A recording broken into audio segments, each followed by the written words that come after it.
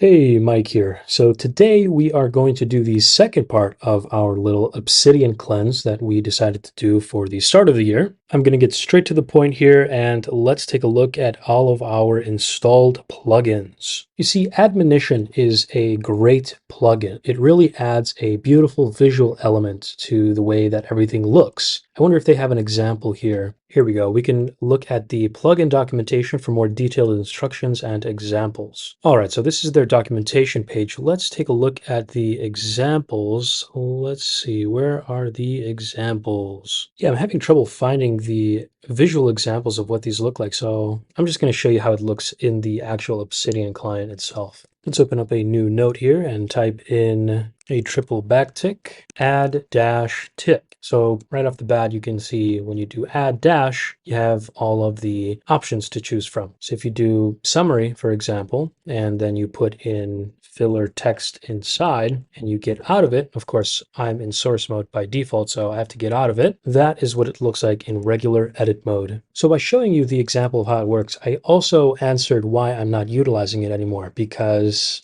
well, I'm always in source mode, even though it does have a nice visual interface. And if I were to be in edit mode more frequently, I would certainly keep this. But again, since I'm always in source mode, it doesn't show any visual changes for me anyway. It would be cool to see if it's possible for there to be some sort of visual change even if I am in source mode, but at least at the moment, that's just not a possibility. That's why Admonition, unfortunately, is out of here. Uninstall. Next up, we have Advanced Slides. Now, this plugin actually does show how amazing it is. If you find yourself making presentations often, or just prefer the visual element, once again, to building out your notes in a more stylized manner, then certainly this plugin is for you. Advanced Slides, that's why it has almost 1 million downloads. Now, the thing is, I downloaded this plugin when I was going through a presentation phase. I really wanted to start structuring my notes in a presentation manner so that they kind of turn into these built-in flashcards that I can reference, if that makes any sense. Number one, I never got into it. And number two, looking back, it doesn't seem like something I would enjoy anyway. So unfortunately, again, great plugin. I've used it. I'm not uninstalling it because it's bad. I'm uninstalling it because we're doing a cleanse and I do not use it. Goodbye.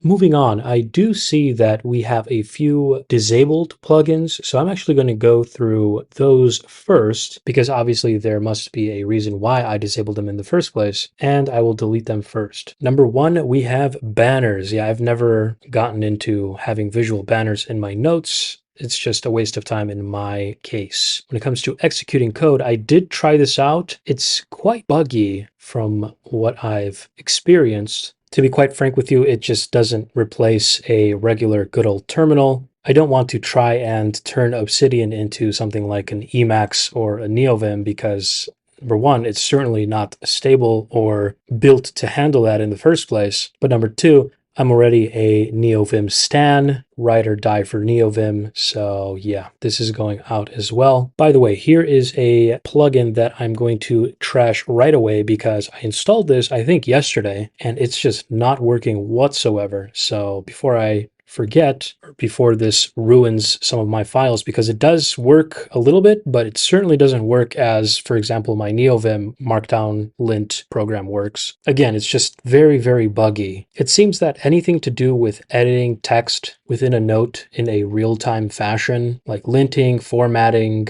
even text generator itself, there just seem to be a lot of visual glitches that happen, and it's just not something I want to be a part of, so I'm going to uninstall that. Tab switcher here I installed because I wanted to configure this to switch tabs in a better way. Or maybe I just didn't think that there was a possibility to do tab switching in a fast manner because, well, I didn't read the documentation. Number one error of every programmer's life. Or is that the answer to every programmer's life, reading the documentation? I think it's the latter. Okay, uninstalled. Man, I'm just realizing how many plugins I have installed. There's no way that I use every single one of these. Come on. I think I just have to do a speed round here and go through them quickly and put a little more thought into certain ones. let's go through the ones first that I know for sure I do not use. I don't deal with PDFs, so this is going out. Let's uninstall. I think I use the calendar feature. I'm not sure. I'm going to leave that. Same thing for Data Loom, Data View. Actually, wait, Data Loom. I don't use Data Loom at all. I use Data View, not Data Loom. Same thing with DB folder. You're out of here. I tried them and I see how they work, I understand it, but again, they're not for me. Diagrams, I wanted to test this out. What I'm noticing is that I like to test a lot of these plugins out, which makes sense. I think that everyone in their spare time should try different things to potentially optimize your system or maybe evolve it. But see, this is what happens if you leave things unattended for a little over a year. Let's continue here. Emoji shortcodes. That sounds very cool, but again, I do not use that. Image toolkit. I rarely look at images, and when I do, I like to open them in an actual preview. I do like the janitor plugin. I don't use Kanban boards, so that's out of here. And I see it says Markdown Prettifier. I've never seen this actually work, or maybe it does and I just don't notice it. Let's see here. Oh, this is nice. So if you have hashtags within your document, if you update fields, it actually updates the tags metadata. That's very smart. This is cool, I suppose. I'm really trying to understand how I would use this, or if I've ever used this without knowing. Fortunately for me, unfortunately for the plugin, but I'm sure it's a good plugin, just not my cup of tea. This media extended plugin, I need to circle back to because actually I don't, because I'm really trying to convince myself that, hey, I do use this plugin, right?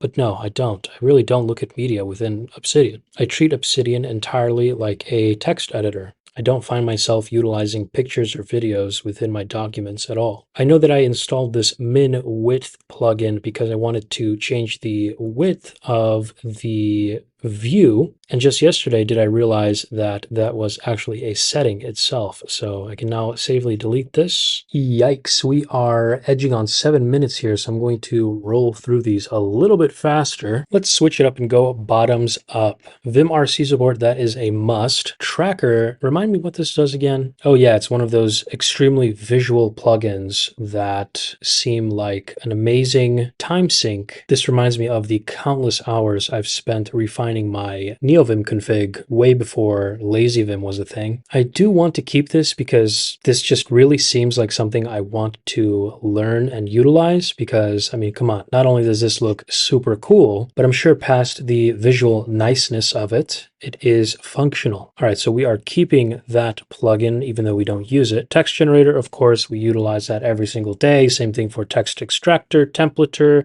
Tag Wrangler. I do not use tags. I have cycled the use of tags entirely out of my workflow. Table of contents, that is a must. Smart connections is a must. Setting search, of course, we're keeping that. Rollover daily to-dos. I haven't found a better alternative of daily to-do rollovers. So yeah, I'm going to be keeping this. Oops, let's go back into the settings here. Community plugins all the way back down. Where were we? Relative line numbers.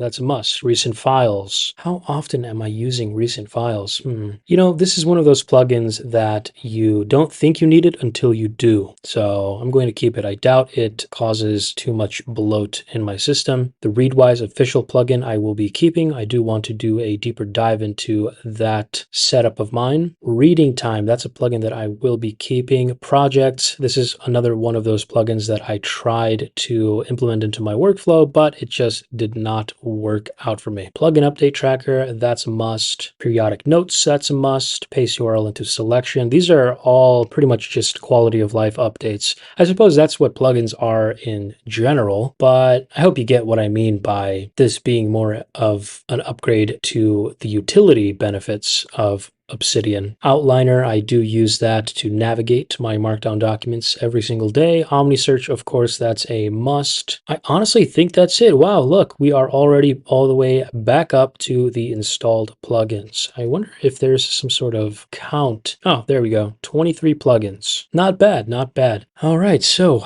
we have finished this section. Now tomorrow I'm going to go through each and every one of these core plugins when it comes to the settings settings of them. That's what tomorrow's video is going to be about. And I think I can fit in both the core plugin settings as well as the community plugins because there's just not as much as there used to be. Now, of course, a very, very special shout out to all of my Patreon members. You all make it possible for me to make these videos on a daily basis. And that's it for today. Thank you for watching, and I will see you tomorrow.